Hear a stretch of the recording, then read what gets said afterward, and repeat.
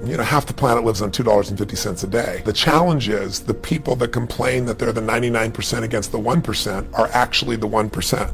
And you say, Tony, what are you talking about?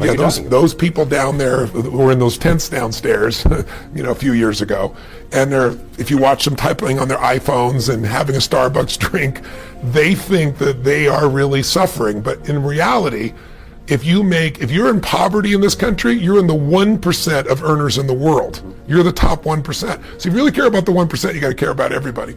But the real challenge, I think, is not so much money as it is that the world has changed. If you are a blue-collar worker, if you're an unskilled worker, meaning you're not tech-oriented, you're not cognitively driven in your job, you're going to have trouble. And I don't care what the politicians say about bringing these jobs back. There are no jobs to bring back.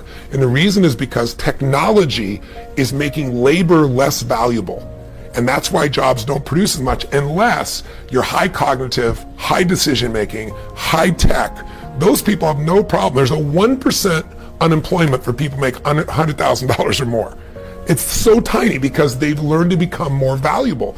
I always tell people the most valuable lesson I got from my mentor, Jim Rohn, was I asked my father worked 2 jobs. We were always broke. We had no money for food. And we lived in a community we moved to, which was, I thought they were all rich and we were on the other side of the tracks. It was lower middle class, but compared to where we lived before, these people seem rich compared to us. And I just didn't understand it. And Jim said to me, Tony, it's not about the value of your soul, it's about the value of you in the marketplace. Mm-hmm. And your father's skills are not that valuable. He was an underground parking attendant, and he would take people's ticket and make change. Well, the research now shows, it's being done at Yale, it's being done overseas in England as well, and they found that 40% of all jobs they project in the next 10 years are going to disappear because of technology. It's going to be replaced by an algorithm, it's going to be changed. All these guys on Wall Street, you're seeing all these algorithms take over and they're getting rid of all these traders, right? It's changing radically in these hedge funds. There's 3 million truck drivers. Self-driving cars are here. In the next 5 years, they will be the standard, certainly within 7 or 8 years.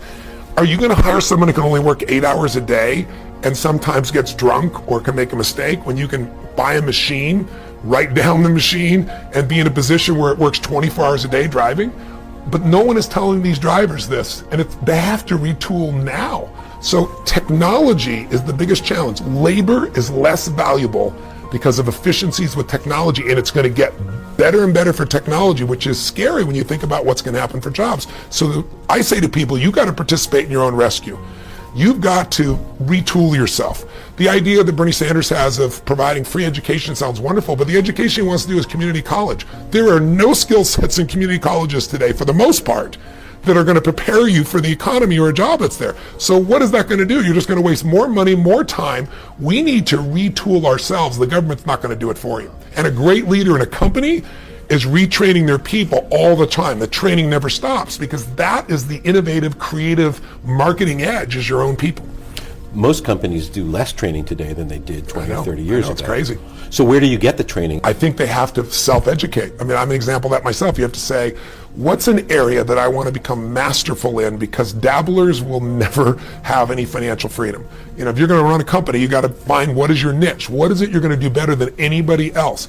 Every one of us individuals have to say that and then say, now where do I get that education? In a world that we live in today with the internet, where there's education from all over the world, from MIT, from Harvard, online, and there are people you can go to work for who you could become a mentee of. There's just so many approaches, but you can't have a standard education and expect to have an extraordinary life. It's not going to happen. The one breakthrough for all leaders is constant, never-ending improvement. And that means educating yourself and continuing to develop even greater emotional mastery, because that's what affects whether you execute or not. Breakdowns, it's certainly not something I experience, but it's not because I'm so talented or so brilliant or so fearless. It's just, you're like an athlete. You're an athlete. Yeah. You're in shape, right? You're not going to have a reaction in your body like somebody who doesn't take care of themselves. Right. So, I don't believe in emotional intelligence. I think it's useful, but I'm more interested in emotional fitness, because intelligence is a capability. Fitness is a state of readiness. Interesting. If you are fit, you can take that demand right now and you can deal with it. You can deal with that physical stress, that emotional stress. Same thing's true with psychological fitness, emotional fitness, right? So I'm pretty fit, and part of that is not because I'm so smart. Part of it is I've taught this for decades. I remember I had a woman who came to one of my seminars in her, I don't know, early 80s probably. And she would run in this room, 10,000 people. I think it was, she went a couple of 10,000 person events. And she would get in this front row, fight her way through there.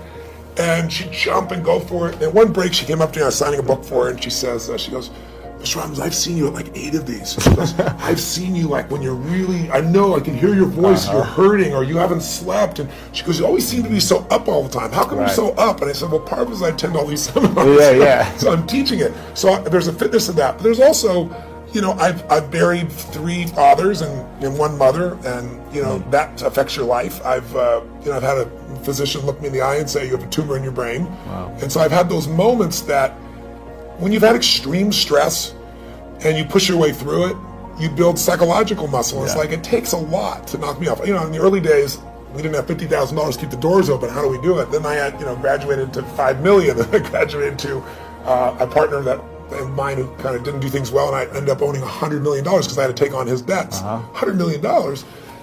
But when you do all that stuff, now my companies do $5 billion, a year. So you keep expanding what I would call really the circle of the threshold of your influence. Sure. Everybody has a threshold of control, and if you get beyond it, you kind of freak out. So it takes a little bit more. I can't. So you don't really have breakdowns. I don't have a breakdown. Do I get pissed off or get frustrated or tired?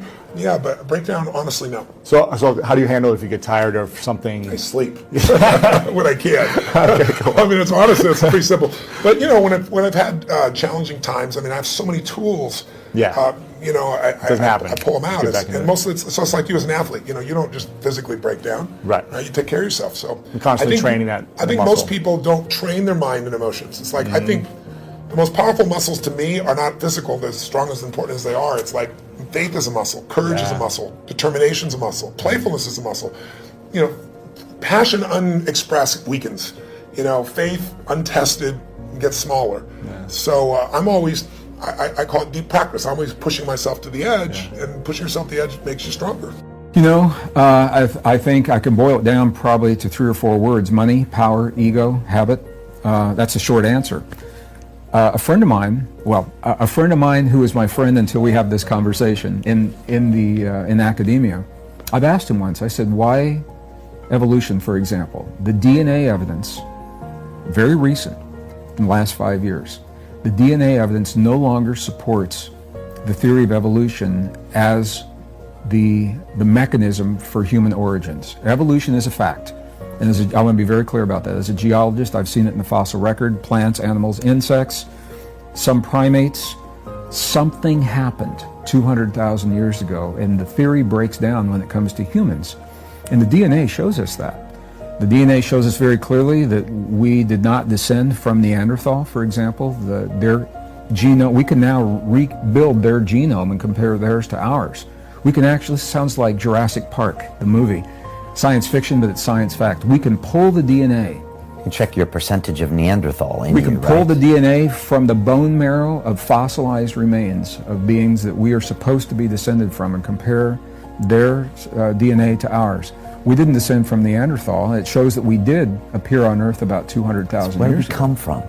Right. Well, to answer the question, why aren't we sharing this? When I asked my friend at the university, I said, why can't you share this with your students? And he said, Greg, you don't understand. He says, if I shared that, he said, it would invalidate my 40-year career as a professor. And I said, no.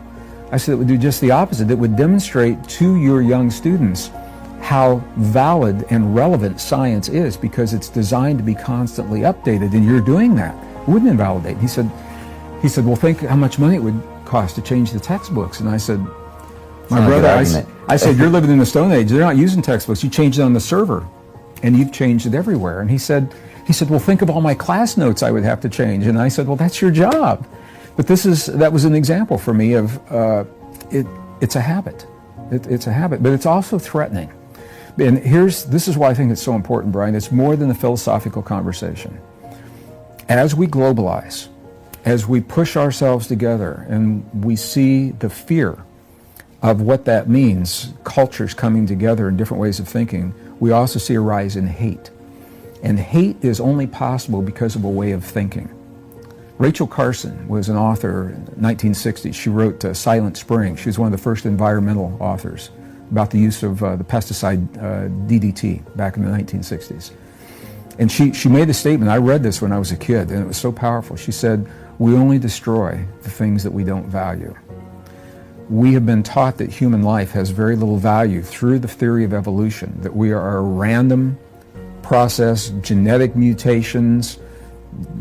The textbook says that life is a behavior pattern that chemical systems exhibit when they reach a certain level of complexity. That's the definition of life that we're giving to our young people in school today. And it is such a sterile definition. It leaves no room for the specialness and the preciousness of life. And so our young people, through the video games that are very heartless, very violent, through the media, through the television, where are we instilling into our young people how precious and special life is? And if we're going to change that, when we begin to see what the DNA is telling us, it tells us something far beyond random genetic mutations is responsible for us. And that's, I think, where the change in thinking must begin. Well, it's interesting that you asked me that question. That one of my answers for people, when they say, hey, how can I get better at detaching and controlling my emotions, I tell them to start training jiu-jitsu. Because you're going to get tapped out in jiu-jitsu. Your ego is going to get smacked around so hard, you're going to lose your mind. And the madder you get, the more aggressive you are, the more you're going to get beat down, and the worse it's going to be. So you have to learn to control your emotions. No doubt about it.